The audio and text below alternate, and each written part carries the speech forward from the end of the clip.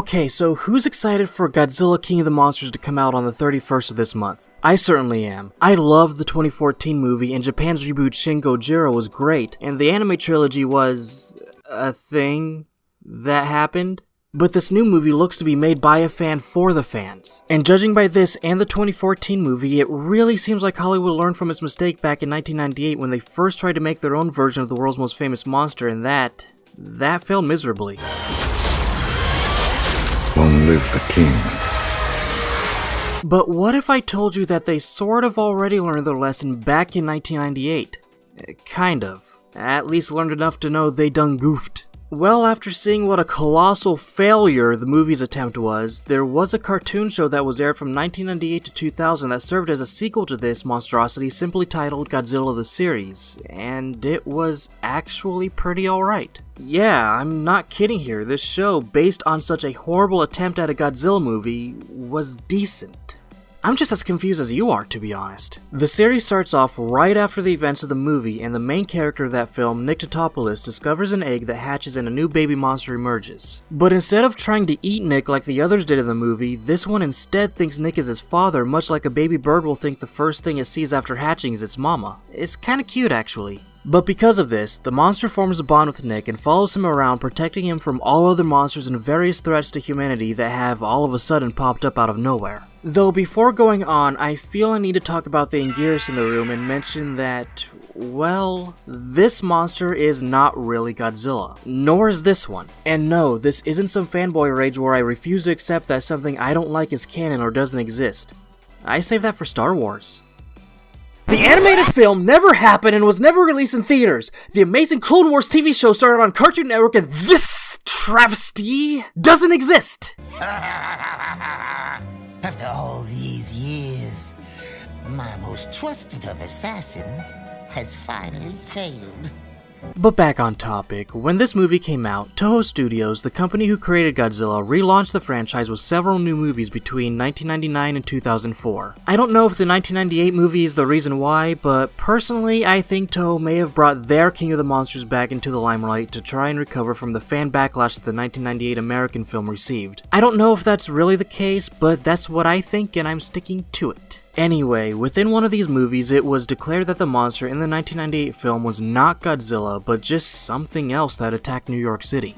前世紀末ゴジラに酷似した巨大生物がアメリカを襲った例をはじめ世界各地で異常な生物の存在が報告されているあれ結局ゴジラだったんだろうアメリカじゃゴジラと名付けた日本の学者は認めてない The idea stuck and was made official in 2004's Godzilla Final Wars when Toho decided to actually use this monster in the movie just so it could get a scaly butt beat senseless by the true King of the Monsters. They even went so far as to rename him Zilla to show that he's just a cheap knockoff. Poor guy. They're taking God out of everything these days and he's just another casualty. But I took time to mention this because even though this cartoon is called Godzilla the Series, the monster in the show is officially not Godzilla. And as such, even though this show refers to the creature as Godzilla, I'll be calling him by his canon name Zilla for the remainder of this video. And speaking of the show, the writers had a huge challenge on their hands. The series had to be a sequel to the 1998 movie and use the weak monster and bland characters within it and make it good.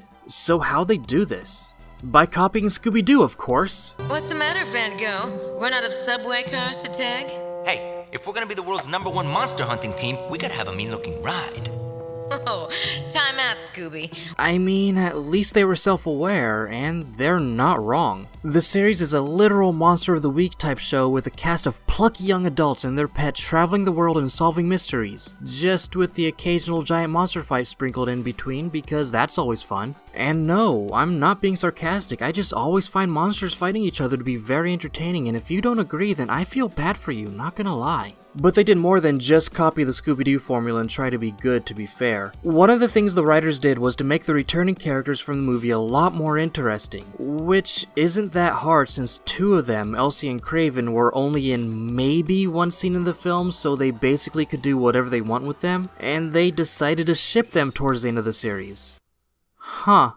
But with the old characters, we already mentioned Nick, who seems more confident and extroverted than the movie version played by Matthew Broderick. He wants to study these new mutations and try to understand why they're popping up and how they're affecting the planet and protect humanity from the more dangerous ones. Major Hicks, the guy in charge of killing the movie Zilla, returns in a recurring role along with Nick's girlfriend and reporter Aubrey and her cameraman Animal. They're not in every episode, so there isn't much character development with them, albeit Hicks starts to understand that not all new monsters are dangerous and he's cautiously optimistic about Nick's studies. The new characters they added in were pretty decent as well. There's Randy Hernandez, who was also part of Nick's team but stayed behind during the events of the movie. He's the typical cool guy who is a good computer hacker and likes to mess with the nerdy Craven. Very 90s, but it worked for the time period and he does fit in with the rest of the crew nicely. Randy also has a crush on the other new character, Monique. She's a French spy hired by the other French spy from the movie to help Nick and crew on their missions to take down monsters, but also to keep an eye on Zilla and put him down if he ever becomes a threat to humanity. She's an independent person who doesn't like to rely on others even when she's in danger, but learns throughout the show that teamwork works best in many cases as she isn't able to get out of many situations on her own. She's well written and fits in with the rest of the cast too, though that obviously fake accent is a bit of a downside and the only thing keeping me from saying the casting is all around perfect.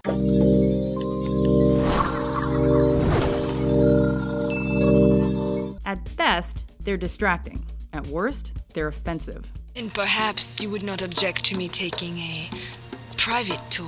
Welcome to WatchMojo.com, and today we're counting down our picks for the top 10 worst accents. There's one final new character, that being Craven's robot Nigel. The name is an acronym for Next Millennium Intelligence Gathering Electronic Liaison.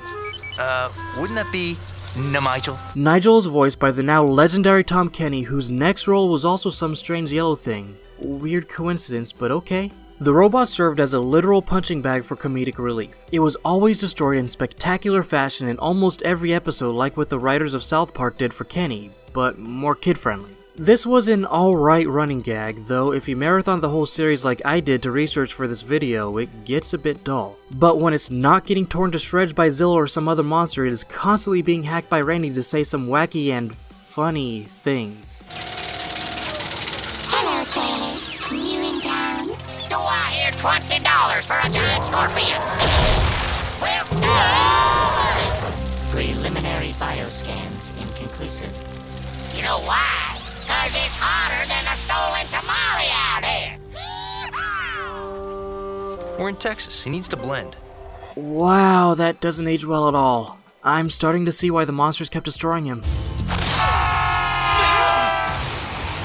And finally, let's talk about the star of the show, Zilla. He's almost nothing like his father in the movie. He's not a coward, he doesn't run from fights, and he's not that bad of a fighter.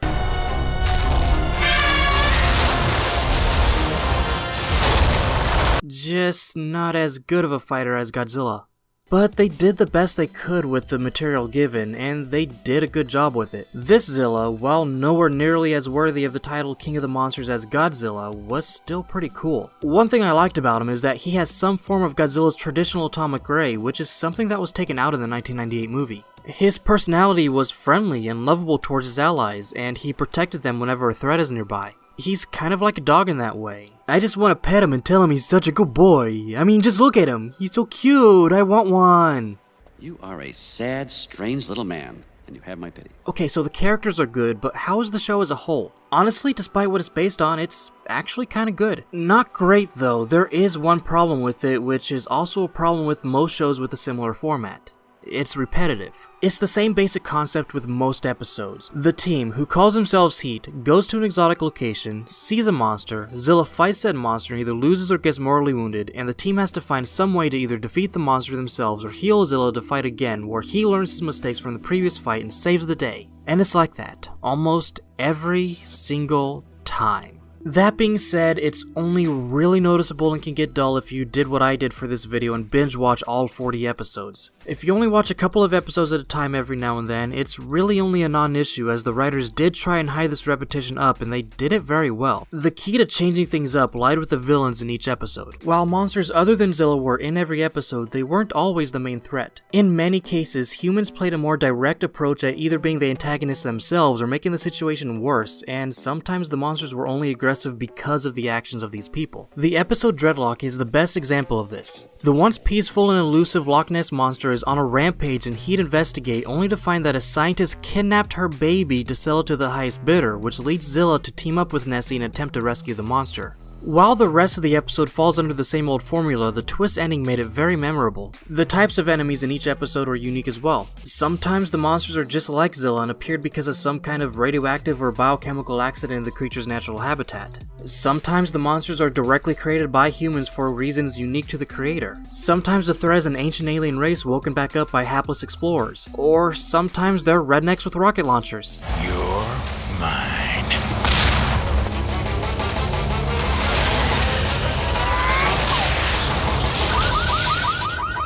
I don't know if rocket launchers are covered in the Second Amendment, but at least these rednecks don't have anything more dangerous like giant mechs capable of fighting Zilla 3-on-1. Oh my goodness, why?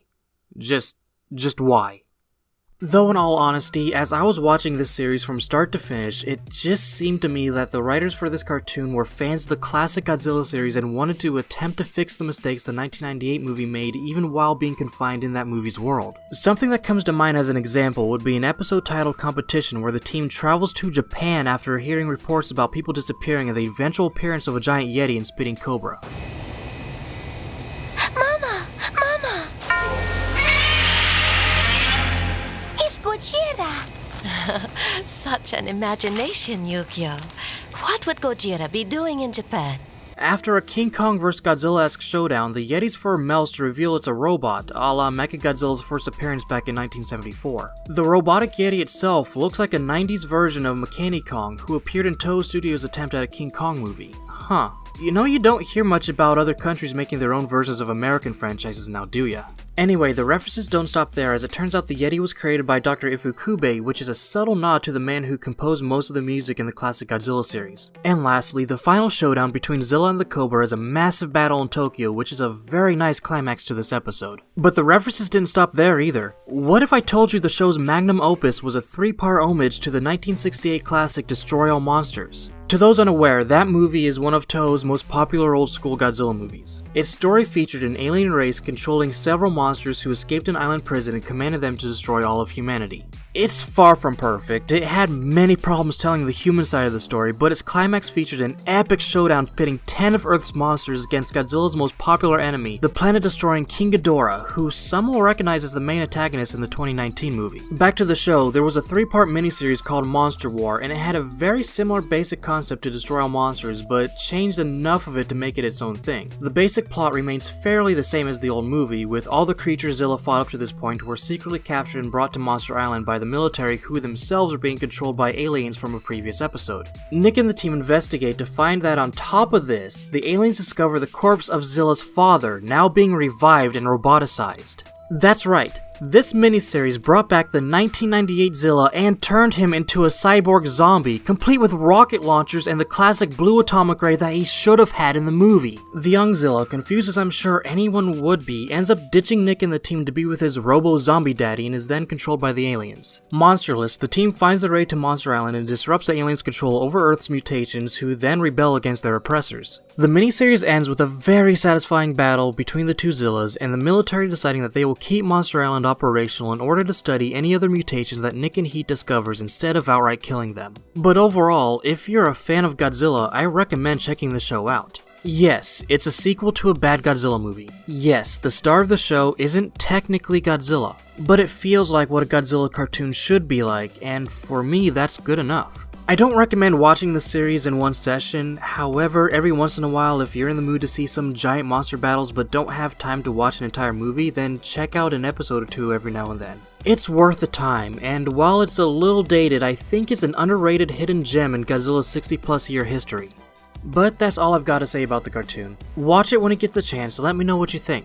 Though for now I'm gonna head on out. If you like what I do and want to help out the channel, then please consider becoming a patron or doing a one-time donation through PayPal. If you want to see more of Snek, or to even see the person behind the avatar, then follow me on Twitch or even consider subscribing over there, and I hope to see you when I go live. Thank you for watching, I'm Snek, and I'll see y'all later.